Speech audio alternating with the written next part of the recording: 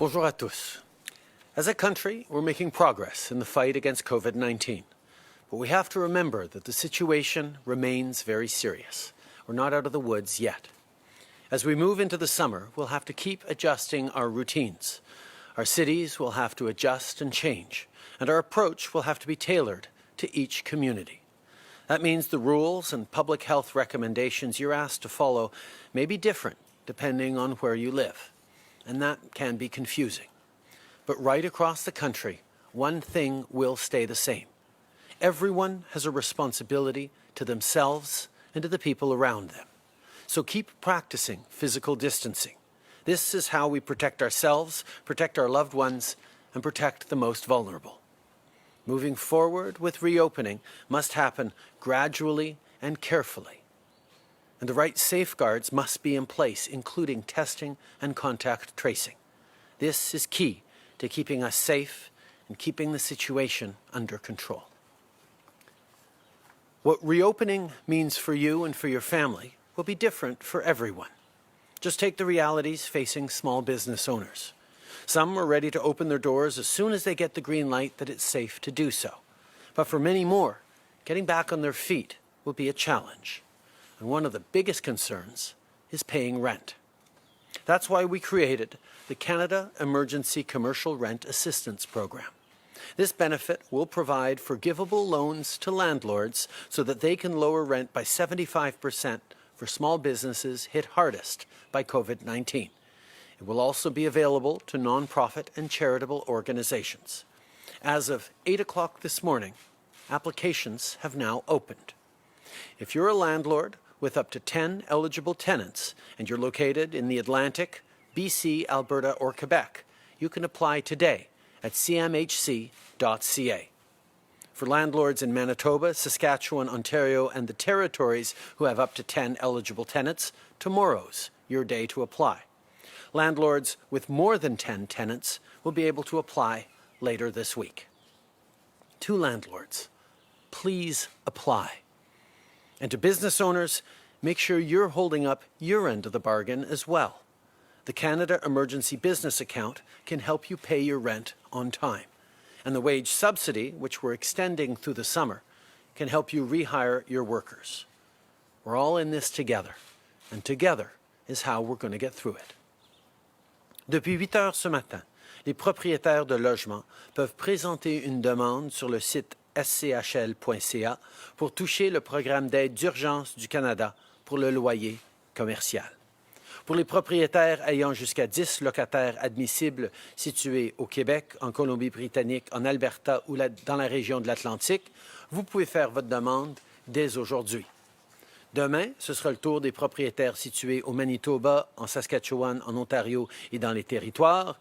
Et les propriétaires ayant plus que 10 locataires pourront présenter leur demande plus tard cette semaine. Qu'il s'agisse de cette aide pour le loyer ou de la subvention salariale, on a mis en place plusieurs programmes pour les entreprises et on continue de trouver d'autres façons de les appuyer. Aujourd'hui, je peux vous annoncer qu'on lance une ligne téléphonique avec la Chambre de commerce du Canada pour vous aider à naviguer cette période incertaine.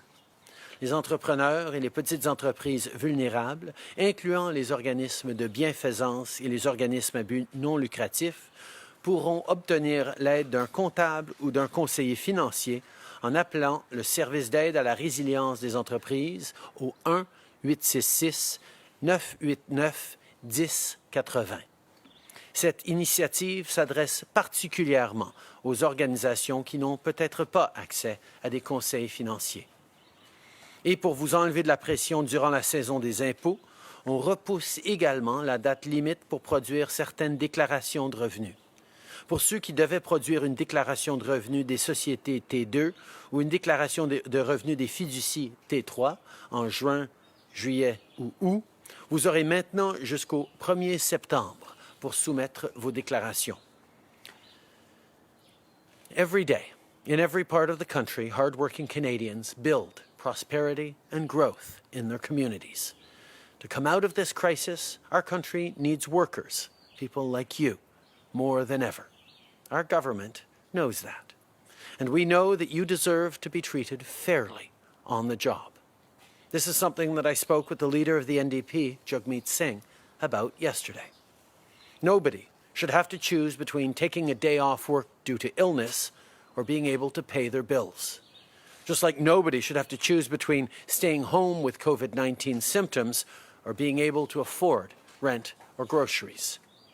That's why the government will continue discussions with the provinces without delay on ensuring that as we enter the recovery phase of the pandemic, every worker in Canada who needs it has access to 10 days of paid sick leave a year. And we'll also consider other mechanisms for the longer term to support workers with sick leave. Personne ne devrait avoir à choisir entre prendre un congé de maladie ou payer ses factures. Tout comme personne ne devrait avoir à choisir entre rester à la maison parce qu'il y a des symptômes de la COVID-19 ou pouvoir payer son loyer ou son épicerie. C'est pourquoi le gouvernement poursuit ses discussions avec les provinces pour faire en sorte que lorsqu'on va commencer la reprise, chaque personne ait 10 journées de congé de maladie payées par année.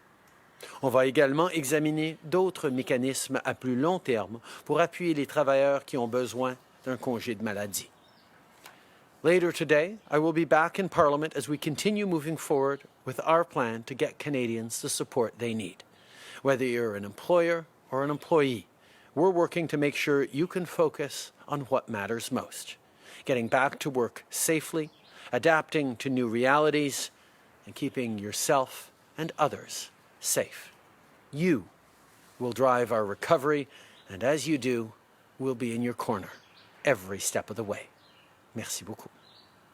Merci beaucoup, Monsieur le Premier ministre. On va commencer la période de questions par le téléphone. Opérateur, c'est à vous. Thank you. Merci. First question, Christy Kirkup, The Globe and Mail. Line open. Good morning, Prime Minister.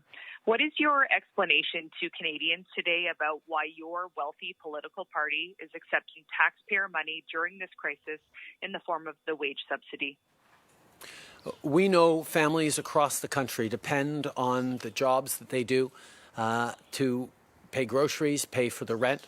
That's why we put in place a wage subsidy that is available to small businesses, large businesses, nonprofits, and charities to be able to support people who might otherwise be laid off. This is going to be an important part of the economy bouncing back, and that's what we're focused on. As a follow-up? When your government created the wage subsidy criteria, did you anticipate that political parties, including your own, would be among those applying for assistance? We knew from the very beginning that it was going to be important to ensure that people could keep their jobs, whether they work in the private sector, whether they work for nonprofits or charities, to be able to continue to support their families and to make sure that our economy can come roaring back as quickly as possible once we're through the crisis phase of this pandemic. That's what we ensured was in place right across the economy, and we encourage companies to take on that wage subsidy because it is the best way of keeping a link between workers and the job they do that will ensure that our economy comes back when this is all done. Thank you. Operator, next question. Thank you. Merci. Prochaine question, Raymond Filion, TVA. À vous. Oui, bonjour, Monsieur le Premier ministre. Juste pour revenir à ce que vous avez annoncé, les discussions avec les provinces au sujet des 10 jours de congé de maladie payés pour chaque travailleur. Pouvez-vous nous dire comment ça fonctionnerait, à combien vous évaluez la facture et qui défraierait cette facture? Est-ce que ce seraient les employeurs? Évidemment, c'est une question c'est toutes des questions importantes qui se posent et on est en discussion avec les provinces là-dessus.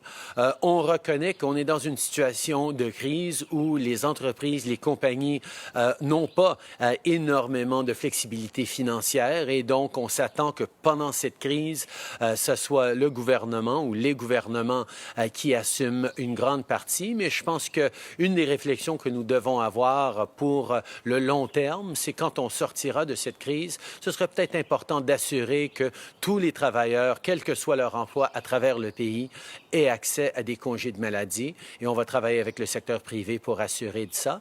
Mais pour l'instant, on est en train de discuter avec les provinces parce que c'est une compétence partagée, évidemment.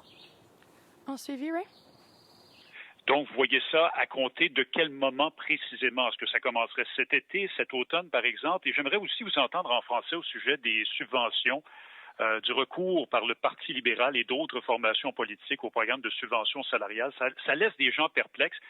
Vous êtes à l'aise, vous, à ce que le PLC et d'autres partis puisent dans un programme d'urgence compte tenu des millions que votre parti a recueillis dans les mois précédant la pandémie? Par rapport à la première question, Ray, on envisage une situation où, en octobre, en novembre, quand les gens commencent à avoir des rhumes, quand l'hiver s'en vient puis la saison de la grippe commence, on ne voudrait pas que des gens qui, tout à coup, commencent à avoir des symptômes qui pourraient être de la COVID-19 soient déchirés. Est-ce qu'ils devraient essayer de cacher leurs symptômes puis aller au travail?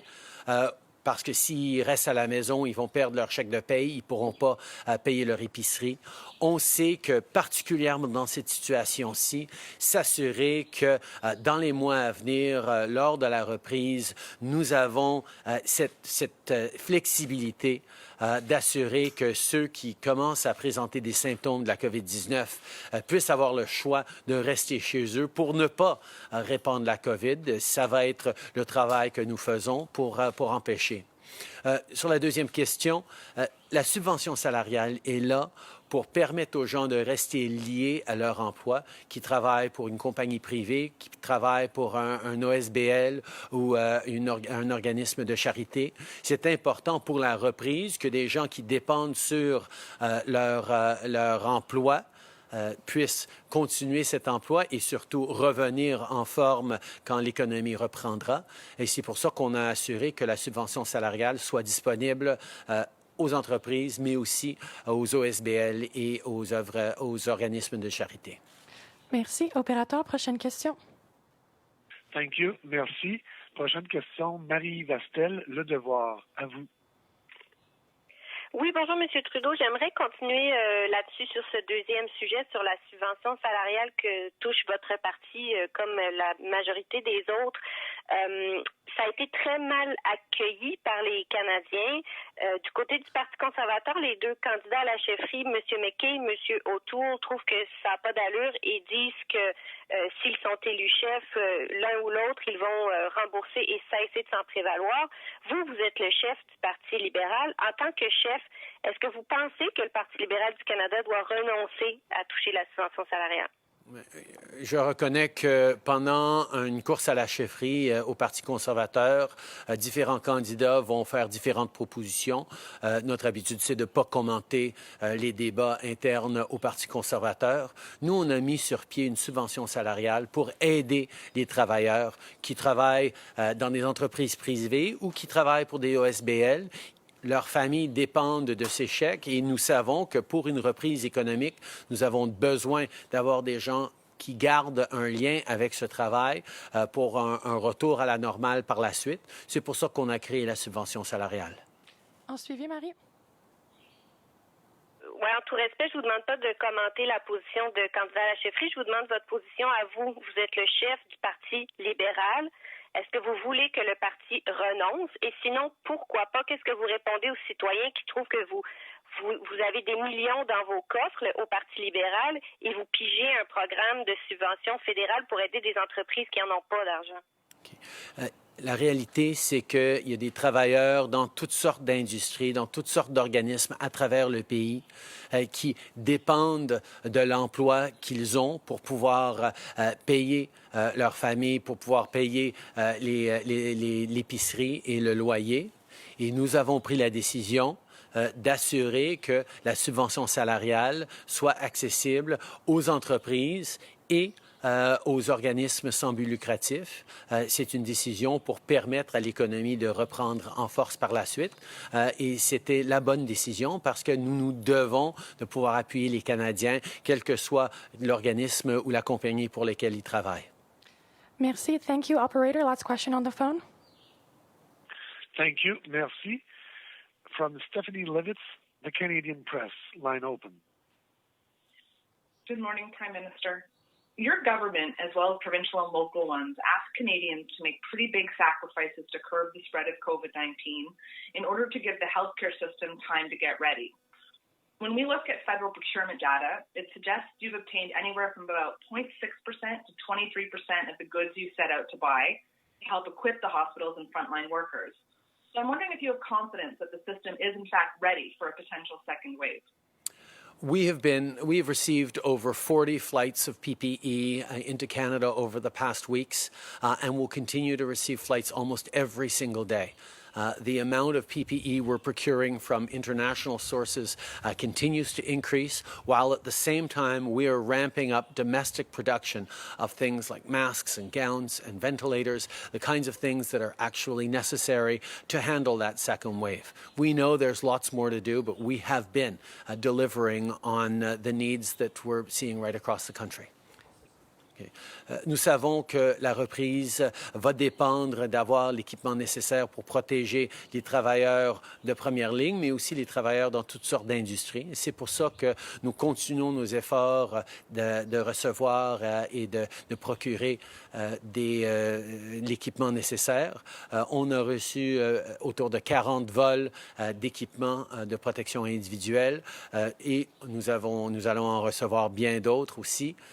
En plus, nous sommes en train d'augmenter notre capacité de production domestique pour assurer qu'on va avoir assez d'équipements pour une potentielle deuxième vague.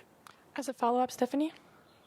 Yeah, as a follow-up on a different topic, the Information Commissioner has asked both you and the President of the Treasury Board to send a very direct message to your ministries that they need to be proactively open and accountable during the pandemic.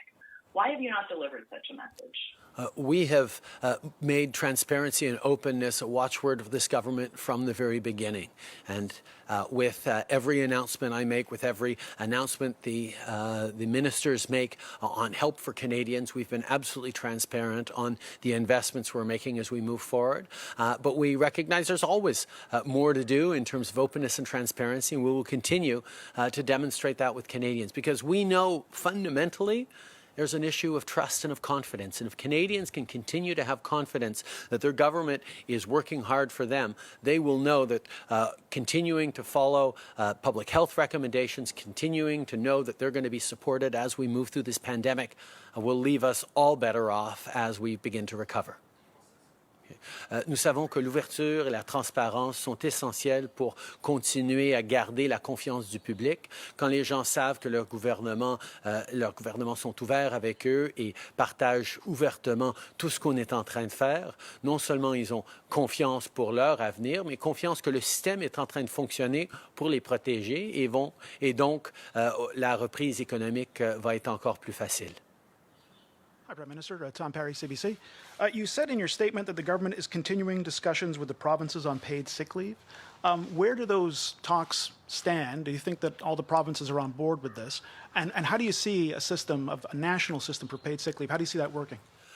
The issue of paid sick leave is one that was first brought up a number of weeks ago on our First Minister's call by Premier Horgan of British Columbia, who pointed out quite rightly that when the fall comes and flu season starts up, we don't want people who develop a sniffle to suddenly worry that, well, they really shouldn't go into work, but they can't afford to not go into work. And therefore, the risk of contributing to a second wave significantly could be a real problem. That's why a number of premiers have agreed that we do need to look at ways of encouraging people who begin to exhibit symptoms of COVID-19 to be able to stay home for a day or two, for the time necessary to be able to get themselves tested and possibly treated. These are things that will be essential in our recovery if we are to control the spread of COVID-19.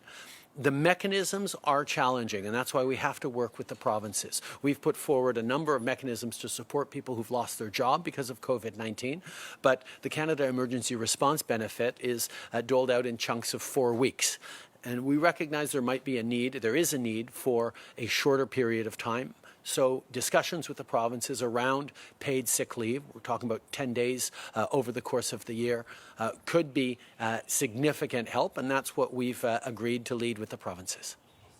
Okay.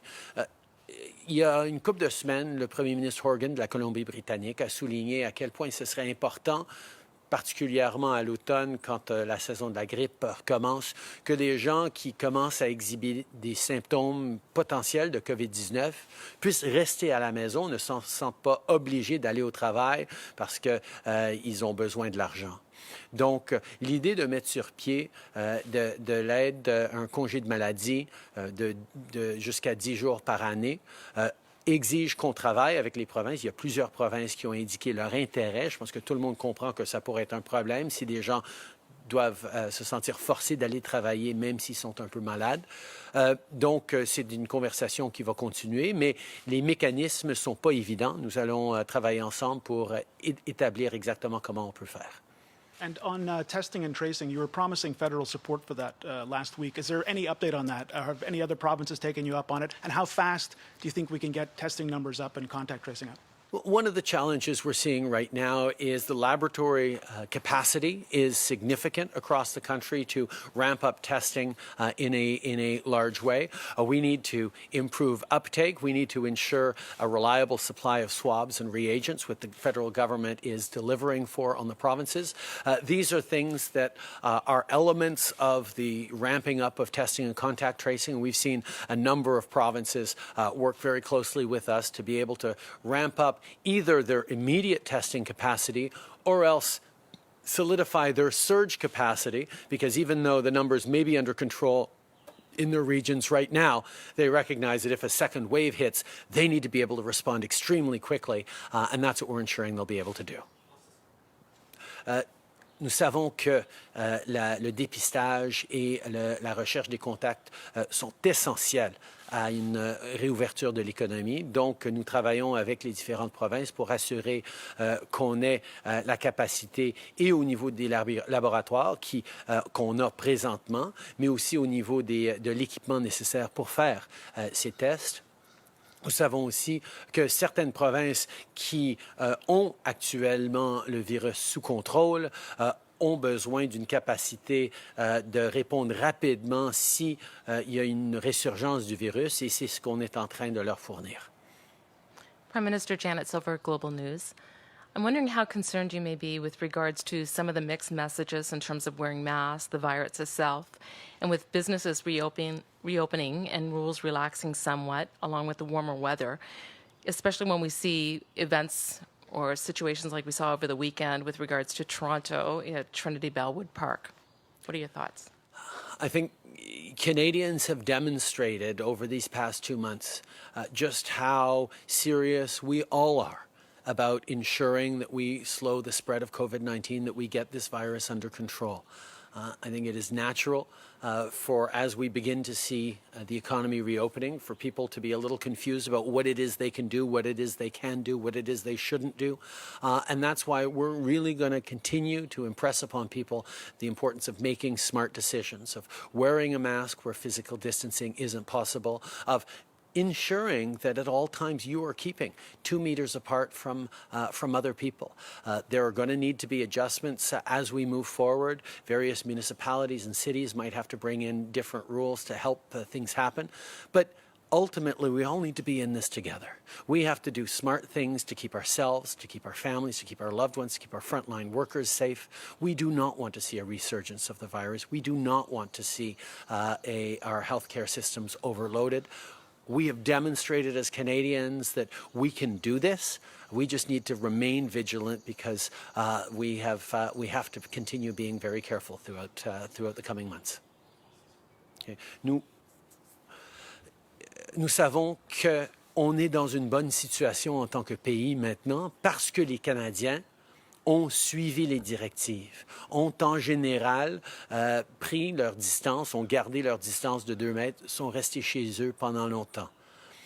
Avec l'économie qui commence à rouvrir, avec le beau temps qui arrive, les gens vont vouloir faire plus. Il va falloir qu'ils fassent très attention de continuer de garder ces 2 mètres de distance. Et certaines municipalités, certains endroits vont devoir ajuster les règlements pour assurer qu'on n'ait pas une répansion accrue, une expansion accrue de la COVID-19. Mais je sais que les Canadiens veulent faire les bonnes choses, veulent protéger leurs amis, leurs proches, nos travailleurs de santé, mais nous devrons demeurer attentifs de suivre les règlements et se garder en sécurité et en santé les uns les autres. I'd like to turn to Hong Kong now. Given China's proposed national security laws on Hong Kong, other than voicing concerns, what can Canada do practically to encourage the protection of democratic freedoms in Hong Kong?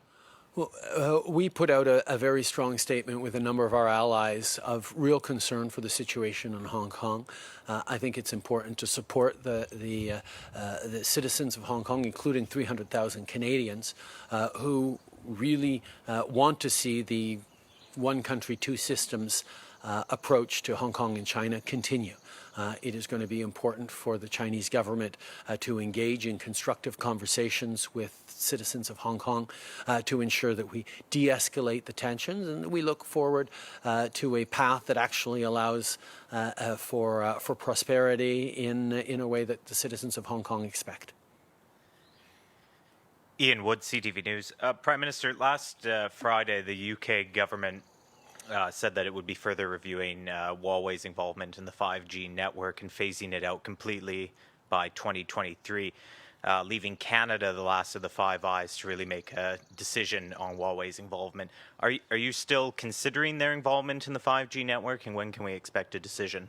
On this issue, we have been taking advice from our security officials. We have been working with them to ensure what is the right path forward for Canada is followed. We are working closely with our allies and watching what they do to make sure that we are all doing the things necessary to both create economic opportunities and growth for our country while making sure that safety and security of our infrastructures, our businesses, and our people is tantamount. Okay. Nous allons continuer de travailler avec nos agences de renseignement sur la question du 5G.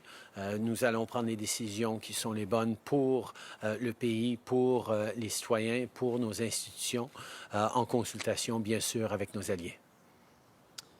And given the reduced parliamentary sittings and the focus on coronavirus, how is your government going to advance legislation on non-COVID-19 matters like gun control or assisted dying, which is up for a court-ordered review? I think obviously work still continues throughout the government on important non-COVID priorities. But right now in Parliament, the focus needs to be on this crisis that has taken over almost every aspect of Canadians' lives and of our economy. We will continue to work to address the needs that Canadians face both through this health crisis and into the economic challenges as we begin to recover from this COVID-19 crisis. It's important that we have a Parliament and institutions that function well, and that's what we are continuing to demonstrate. Okay. Nous avons un gouvernement qui continue à travailler sur bien des enjeux qui ne sont pas liés à la COVID-19, mais la priorité au Parlement, la priorité pour les Canadiens, c'est réellement d'assurer que la réponse à cette crise, que ce soit au niveau de la santé ou que ce soit au niveau de la reprise éventuelle de l'économie, nous avons beaucoup de débats et de discussions là-dessus et c'est sur ça que nous allons continuer de mettre l'emphase au Parlement. Bonjour, M. Trudeau. Christian Noël de Radio-Canada. J'aimerais revenir sur les 10 jours de congé de maladie. Est-ce que ça serait seulement si une personne craint avoir la COVID ou qui est infectée ou qui a un test positif de la COVID? Et deuxièmement, cette facture-là, ça sera partagé probablement avec les provinces et le secteur privé. Vous vous attendez à ce que ça coûte combien pour le gouvernement fédéral? C'est des discussions qui sont en train d'être entreprises avec les provinces maintenant, mais le concept est très simple. Si quelqu'un commence à avoir des symptômes d'une grippe ou de la COVID-19 et ne sait pas c'est lequel, évidemment, il ne devrait pas se sentir obligé d'aller travailler pour pouvoir appuyer leur famille.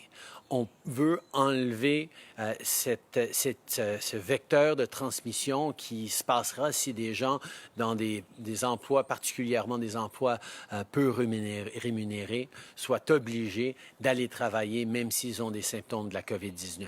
C'est un défi pas juste théorique pour une société qui devrait s'occuper de nos plus vulnérables. C'est un défi extrêmement concret pendant la crise de COVID-19. On ne veut pas que les gens aillent au travail malades. Pour l'empêcher, nous sommes prêts à travailler avec les provinces pour mettre en place un système de congé de maladie. La facture et les détails seront encore à fignoler, mais le but est très simple et très clair. On veut que les gens ne se sentent pas forcés d'aller travailler s'ils ont des symptômes de COVID-19.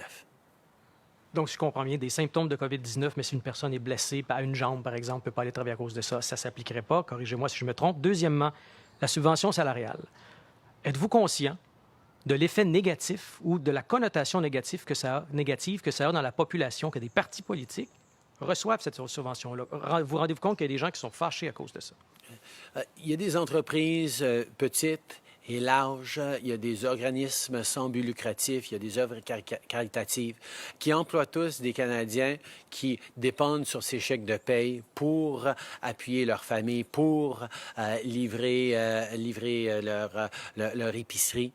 Nous avons besoin d'assurer que notre économie puisse revenir et on a mis en place une subvention salariale qui sera là pour aider les travailleurs de toutes sortes de différents organismes pour pouvoir avoir une économie qui revient par la suite.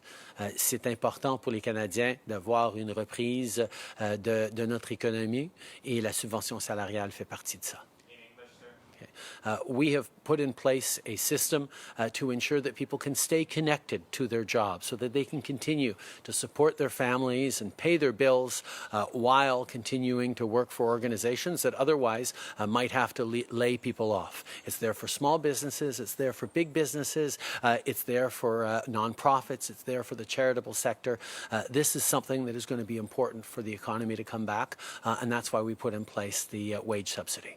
Merci, c'est ce qui met fin à la conférence de presse d'aujourd'hui. Merci tout le monde.